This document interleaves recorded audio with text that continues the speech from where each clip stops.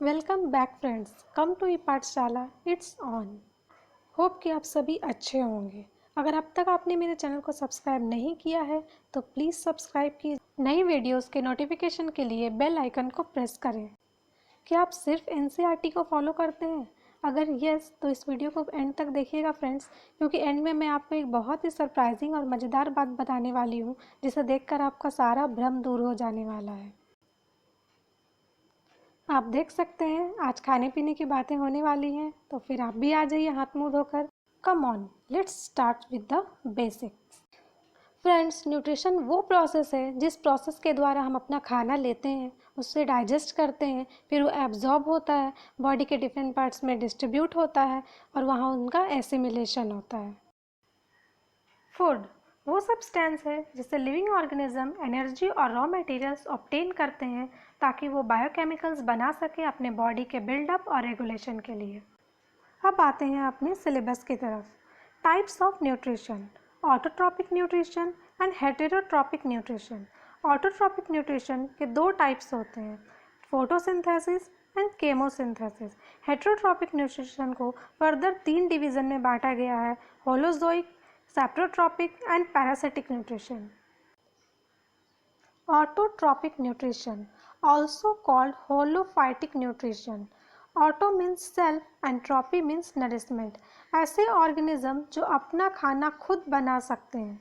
एक ऐसा mode of nutrition है जहाँ ऑर्गेनिज्म अपना organic food inorganic raw materials और एनर्जी के हेल्प से बनाते हैं। ऑर्गेनिजम्स जो ऑटोट्रॉपिक न्यूट्रिशन परफॉर्म करते हैं उन्हें ऑटोट्रॉप्स कहा जाता है, like green plants, algae and certain bacteria.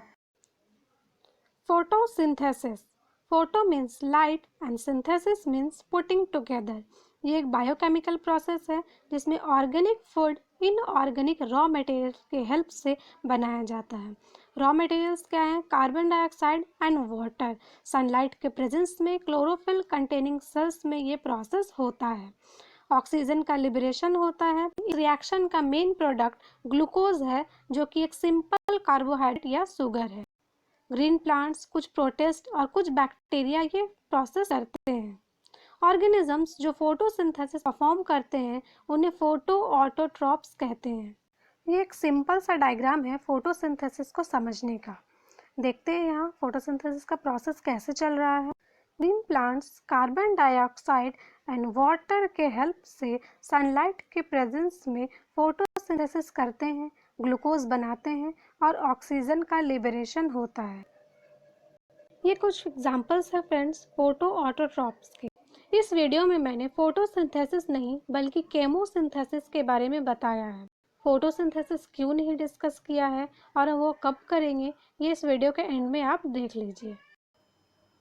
Chemosynthesis, कीमिया means chemical and synthesis means putting together, means chemical के हेल्प से चीज़ें बनाना। ऑर्गेनिजम्स अपने सराउंडिंग मीडियम के केमिकल्स को ऑक्सीडाइज करते हैं जिससे एनर्जी लिबरेट होता है और उसी एनर्जी सोर्स का यूज़ करके वो अपना ऑर्गेनिक फूड बना लेते हैं। फ्रेंड्स, यहाँ सनलाइट का कोई रोल नहीं होता है। ये हाइड्रोथर्मल वेंट्स, मीथेन सीप्स जो कि डीप सी में है वहाँ होते हैं जहाँ सनलाइट एब्सेंट होता है। एज एनर्जी सोर्स वो elemental sulphur, hydrogen sulphide, iron, ammonia जैसे केमिकल्स का यूज़ करते हैं। ऑर्गेनिजम्स जो केमोसिंथेसिस करते हैं केमो ऑटोट्रॉप्स कहलाते हैं। Bacteria and methanogenic archaea chemosynthesis करते हैं, जैसे कि nitrobacter, nitrifying bacteria, ferrobacillus, iron bacterium etcetera. ये कुछ और एग्जांपल्स है फ्रेंड, लाइक थायोबैसिलस फेरोऑक्सीडेंट्स, वेनिनी विब्रियो। ये नाम याद रखने की ज़रूरत नहीं है, बस सिर्फ आप देख लीजिए कि ये बैक्टीरिया दिखते कैसे हैं। ये ओरिजिनली कैसे दिखते हैं माइक्रोस्कोप के अंडर में, मैंने वो इमेजेस लिए हैं ताकि आप एक अपने माइंड में इनके लिए इमेजिनेशन क्रिएट कर सको। आइए जानते हैं उनके लाइफ के बारे में जिनके जीवन में अंधेरा ही अंधेरा है, जिनको लाइट से कोई लेना देना ही नहीं है। फ्रेंड्स, इन हाइड्रोथर्मल वेंट्स के पास कुछ मुजेल्स और ट्यूब वॉर्म्स रहते हैं जिनके अंदर ये बैक्टीरिया छुपकर रहते हैं। आप देख सकते हैं ये है मुजेल और ये है ट्यूब वॉर्म्स। ये बैक्टीरिया हाइड्रोथर्मल वेंट से निकलने वाले हाइड्रोजन सल्फाइड या फिर और दूसरे केमिकल्स, कार्बन डाइऑक्साइड और वाटर के हेल्प से केमोसिंथेसिस करते हैं। आप नीचे फॉर्मूला देख सकते हैं। कार्बन डाइऑक्साइड, वाटर और हाइड्रोजन सल्फाइड के हेल्प से शुगर बनाया जा रहा है। आप देख सकते हैं जब एक वॉल्केनिक इरप्शन होता है तब कितनी तरह के केमिकल्स रिलीज होते हैं। Hydrogen sulphur, methane, iron. यहाँ गौर करने वाली बात है यहाँ का टेम्परेचर। ये बैक्टीरिया एक्सट्रीम कंडीशंस में रहते हैं। कहा जाता है कि हमारे अर्थ में लाइफ की शुरुआत इसी तरह के बैक्टीरिया से हुई है।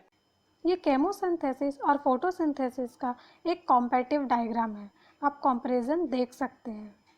फोटोसिंथेसिस के लिए लाइट का होना ज़रूरी है, बट केमोसिंथेसिस टोटल डार्कनेस में होता है। ये एक विन डायग्राम है जिसमें हम फोटोसिंथेसिस और केमोसिंथेसिस के बीच का सिमिलैरिटी देख सकते हैं। अगर आप गौर करें इस वाले एरिया में तो आप देख सकते हैं कि फोटोसिंथेसिस और केमोसिंथेसिस दोनों में ही CO2 का एब्जॉर्प्शन होता है। दैट मीन्स दोनों को अपना फूड सिंथेसिस करने के लिए कार्बन डाइऑक्साइड की ज़रूरत पड़ती है। डिफ्रेंसिएशन का बात करें तो यहाँ लाइट एनर्जी का यूज़ होता है और यहाँ केमिकल एनर्जी का। That's all for chemosynthesis. So friends, chemosynthesis के बारे में जितनी बातें आपको पता होनी चाहिए थी वो सारी बातें मैंने कवर अप करवा दिया है। अब आ जाते हैं हेट्रोट्रॉपिक न्यूट्रिशन में। Hetero means other and trophe means nourishment. ये एक ऐसा मोड ऑफ न्यूट्रिशन है जहाँ ऑर्गेनिक फूड रेडीमेड अवेलेबल होता है ऐसे ऑर्गेनिजम्स के लिए जो अपना खाना खुद नहीं बना सकते। इस तरह के ऑर्गेनिजम्स को हम हेट्रोट्रॉप्स कहते हैं, like animals, fungi, protozoans and many prokaryotes. Heterotrophic nutrition में कॉम्प्लेक्स और इनसॉल्युबल ऑर्गेनिक न्यूट्रिएंट्स को पहले सिंपलर और सॉल्युबल सब्सटेंसेस में ब्रेक डाउन किया जाता है with the help of digestive enzymes. इस प्रोसेस को डाइजेशन कहते हैं। क्या आपने कभी प्लांट्स में किसी डाइजेस्टिव सिस्टम का जिक्र सुना है? नहीं, हम सिर्फ एनिमल में डाइजेस्टिव सिस्टम पढ़ते हैं। प्लांट के पास डाइजेस्टिव सिस्टम नहीं होता है क्योंकि उनको इस तरह का कोई प्रोसेस करना नहीं पड़ता है। मोस्ट इम्पॉर्टेंट, ऐसे ऑर्गेनिज्म जो हेट्रोट्रॉप्स होते हैं उनके पास क्लोरोफिल नहीं होता है क्योंकि उनको अपना खाना बनाना नहीं होता है। हेट्रोट्रॉप्स को कंज्यूमर भी कहा जाता है क्योंकि वो दूसरों के बनाए खाने को कंज्यूम करते हैं। ऑटोट्रॉप्स को प्रोड्यूसर कहा जाता है क्योंकि वो अपना organic food inorganic raw material से खुद प्रिपेयर करते हैं। हेट्रोट्रॉपिक न्यूट्रिशन के 3 टाइप्स होते हैं, होलोजोइक, सैप्रोफाइटिक एंड पैरासिटिक। ये मैंने शुरुआती के स्लाइड में बताया था। आइए शुरू करते हैं होलोजोइक न्यूट्रिशन से। Holozoic nutrition. Holo means whole and zoon means animals. इसमें ऑर्गेनिक फूड बॉडी के बाहर से लिया जाता है। ये फूड सॉलिड या लिक्विड फॉर्म में होता है, इसलिए इसे इंजेस्टिव न्यूट्रिशन भी कहते हैं। फूड के इनटेक के लिए एनिमल्स के पास टेम्पररी या फिर परमानेंट माउथ पार्ट्स होते हैं। फूड या तो कोई एनिमल हो सकता है, एनिमल के पार्ट्स हो सकते हैं, प्लांट हो सकता है या फिर प्लांट के पार्ट्स हो सकते हैं। Animals, protozoans and protist holozoic nutrition perform करते हैं। Depending upon source of food, holozoic organism 4 types के होते हैं, हर्बीवोर्स, कार्निवोर्स, ओमनीवोर्स एंड डेट्रीवोर्स। में भी आपको इनके बारे में पता होगा। हर्बीवोर्स वो होते हैं जो प्लांट या फिर प्लांट के पार्ट्स पर फीड करते हैं, like cow, goat, deer, elephant, grasshopper etcetera. Carnivores वो होते हैं जो दूसरे एनिमल्स को खाते हैं, like lion, tiger, snake etcetera.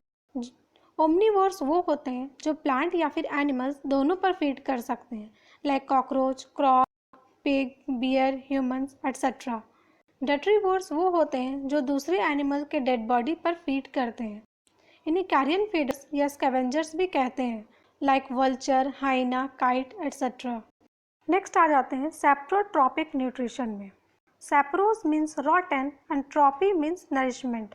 इस मोड ऑफ न्यूट्रिशन में ऑर्गेनिज्म अपना फूड ऑर्गेनिक रिमेन्स से लेते हैं, like dead organism, excreta, fallen leaves, broken twigs, food articles etcetera. अगर एक प्लांट सैप्रोट्रॉपिक न्यूट्रिशन करे तो सैप्रोफाइट्स कहलाता है, अगर वही काम एनिमल करे तो सैप्रोट्रॉप्स कहलाता है। कॉम्प्लेक्स ऑर्गेनिक कंपाउंड सिंपलर और सॉल्युबल सब्सटेंसेस में चेंज होता है, फिर ऑर्गेनिज्म उसको एब्जॉर्ब करते हैं।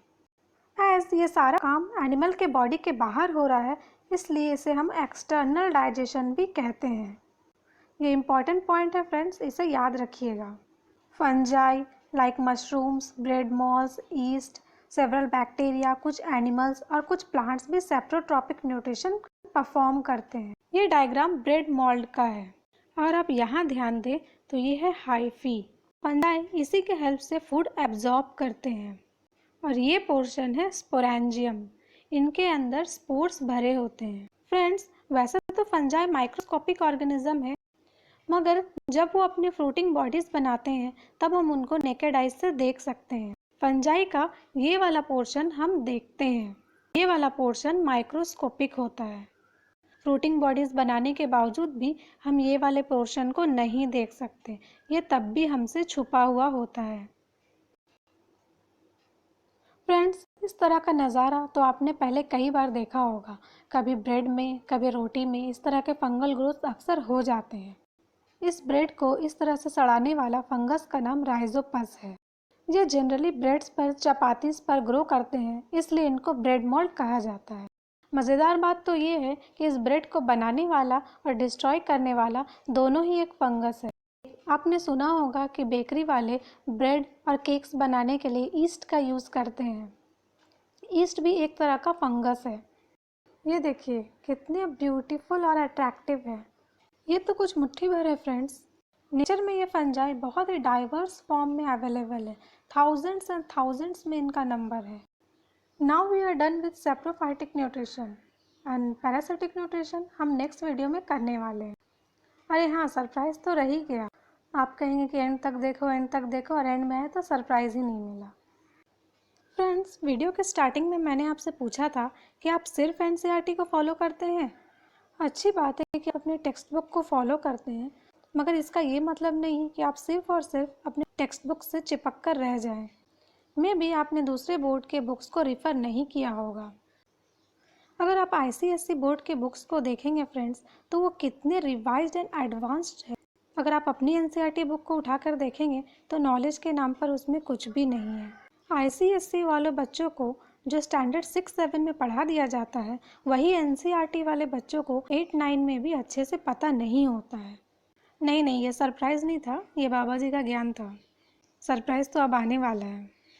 बेसब्री से सरप्राइज़ का इंतज़ार करने वालों, ये रहा आपका सरप्राइज़। ये है आपकी एनसीईआरटी 2013 की। ये उसके फोटोसिंथेसिस के कंटेंट्स। ये 2018 में खरीदी गई एनसीईआरटी की बुक है। ये रहा उसके फोटोसिंथेसिस का कंटेंट। अब थोड़ा बारीकी से ये दोनों एडिशन के बुक को देखते हैं। तो ये देखिए, ये है 2013 का प्रिंट। इस बुक को बहुत बार रिप्रिंट किया गया है। 2006, 7, 9 में 2 बार, 10, 12 में 2 बार, 13, 14। ये देखिए पुराना एनसीईआरटी के बुक का कंटेंट और नए एनसीईआरटी के बुक का कंटेंट। आप देख सकते हैं पेज नंबर तक नहीं बदला है, क्योंकि फ्रेंड्स इस बुक को 2006 से लेकर अब तक से बार बार रिप्रिंट किया जा रहा है। इस बुक को बेटर वे में एक बार भी रिवाइज नहीं किया गया है। अगर राउंड फिगर्स में ले लें तो आपकी साइंस की टेक्स्ट बुक लगभग 10 साल पुराने नॉलेज पर बेस्ड है।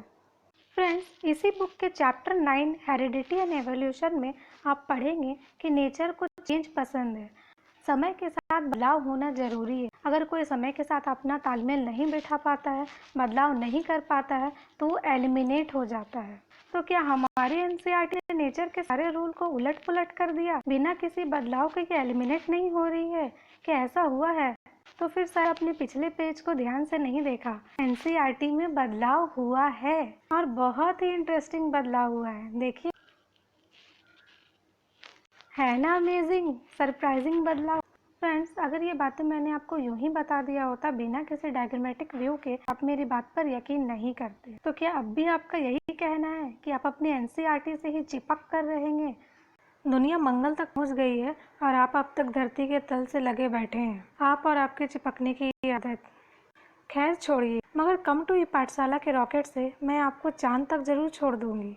उसके बाद का रास्ता आप खुद तय कर लीजिए। अब मुझसे मत चिपक जाइएगा मंगल तक जाने के लिए। अगर आप इस कॉम्पिटिटिव वर्ल्ड में बने रहना चाहते हैं तो फ्रेंड्स प्लीज़ अपने बिहेवियर में बदलाव लाइए, नहीं तो आपका भी एलिमिनेशन हो जाएगा। अपने दिमाग का इस्तेमाल कीजिए और मेरे साथ एक्सप्लोर करते रहिए। और जहाँ तक बात फोटोसिंथेसिस का है तो वो मैं आने वाले वीडियोस में आपका पूरा कवर अप करवा दूंगी। उसके लिए आप परेशान मत होइएगा। थैंक यू फ्रेंड्स इस वीडियो के एंड तक बने रहने के लिए। अगर अब तक आपने मेरे चैनल को सब्सक्राइब नहीं किया है तो सब्सक्राइब कीजिए, अपने दोस्तों के साथ शेयर कीजिए और नए वीडियोस के नोटिफिकेशन के लिए बेल आइकन को प्रेस कीजिए। तो फिर मिलते हैं नेक्स्ट वीडियो में। Till then bye bye friends and stay safe.